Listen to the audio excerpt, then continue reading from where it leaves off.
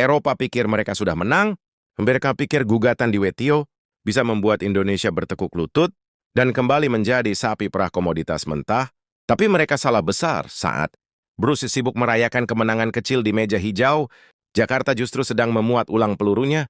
Nikel hanyalah permulaan sebuah senjata baru sedang disiapkan sebagai komoditas yang tanpanya. Industri militer dan teknologi hijau, Eropa bisa lumpuh total. Ini bukan lagi soal ekonomi, ini adalah deklarasi perang terhadap neokolonialisme gaya baru. Dan pertanyaannya bukan apakah Eropa akan marah, tapi seberapa kuat Indonesia menahan gempuran balik yang akan datang. Apakah kita siap dimusuhi separuh dunia? Mari kita mundur sejenak. Indonesia menyetop ekspor biji nikel, Uni Eropa mengamuk, menyeret kita ke WKO, dan menuduh kita melanggar atiran perdagangan bebas. Klise dunia butuh nikel untuk baterai mobil listrik, tapi Eropa lupa nikel bukan satu satania. Kartu as yang dipegang Ibu Pertiwi, di balik riuh rendah sengketa nikel, pemerintah Indonesia diam-diam telah mengunci target berikutnya, bauks dan tembaga. Kenapa ini penting? Karena tanpa bait tidak ada aluminium, tanpa aluminium, lupakan bodi pesawat terbang, lupakan panel surya, urus kain konstruksi modern, tetap semua, elektrifikasi global hanyalah mimpi yang bolong. Indonesia kini menerapkan strategi bumi hangus pada ekspor mentah. Jika Eropa menginginkan sumber daya kita, mereka harus membawa pabriknya ke sini atau tidak sama sekali. Dan inilah yang membuat benua biru itu, banner-banner meradang, eskalasinya terjadi lebih cepat. Dari prediksi para pengamat, tanda-tanda bahaya sudah terlihat jelas. Uni Eropa tidak lagi hanya menggunakan jalur diplomasi atau hukum. Mereka mulai bermain kotor, mereka meluncurkan senjata regulasi, ada EUDR, Undang-Undang Anti-Deforestasi, dan cibum pajak karbon, perbatasan di asas krisis, ini soal lingkungan, tapi di lapangan ini adalah blokade ekonomi terselubung. Mereka ingin produk hilirisasi Indonesia, seperti baterai, atau aluminium dikenakan pajak tinggi saat masuk Eropa, dengan alasan emisi karbon atau standar lingkungan yang mereka buat sendiri. Eropa panik karena deindustrialisasi sedang menghantui mereka.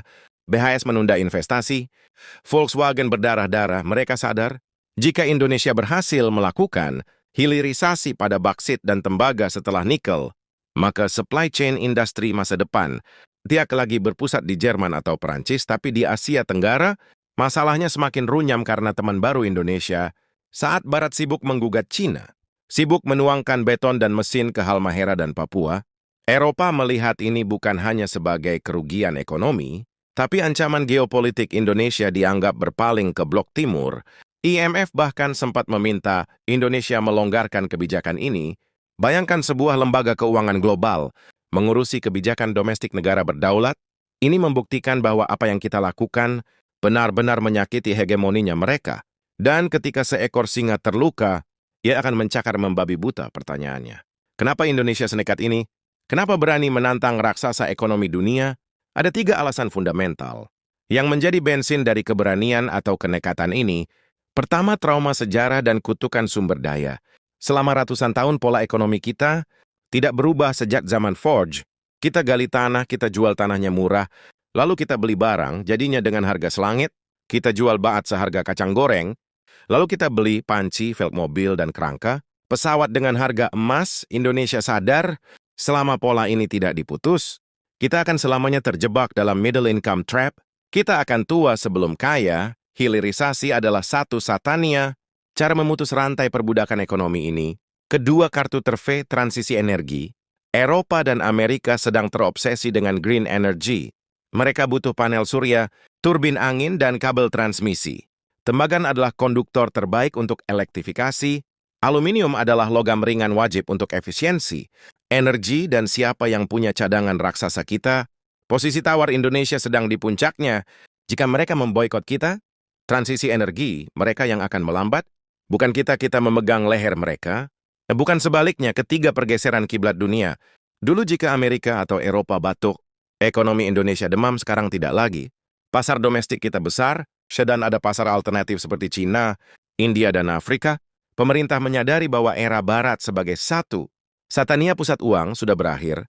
Senjata pelarangan ekspor ini disiapkan karena kita tahu ada pembeli lain yang siap menampung, yang tidak cerewet soal HAM atau lingkungan versi standar ganda Eropa.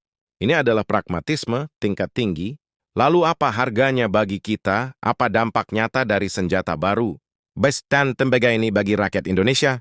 Jangan naif, tidak semuanya seindah pidato kenegaraan. Dampak positifnya jelas, angka ekspor melonjak gila-gilaan. Dari yang tadinya hanya ratusan seribu daru, dari tanah mentah menjadi puluhan seribu AI.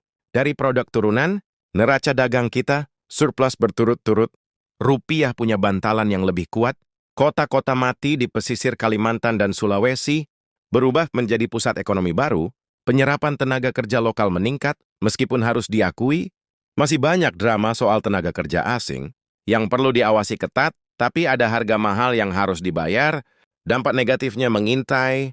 Pertama, risiko lingkungan smelter bauksit, menghasilkan limbah lumpur merah yang sangat beracun. Jika regulasi lingkungan kita lemah, dan kita tahu penegakan hukum kita seringki masuk angin, maka kita sedang menukar tanah air kita dengan racun. Demi devisa, kedua retaliasi atau pembalasan, Eropa tidak akan diam. Mereka bisa mempersulit ekspor CPO sawit, produk tekstil atau alas kaki kita. Ini bisa memukul sektor padat karya yang mempekerjakan jutaan.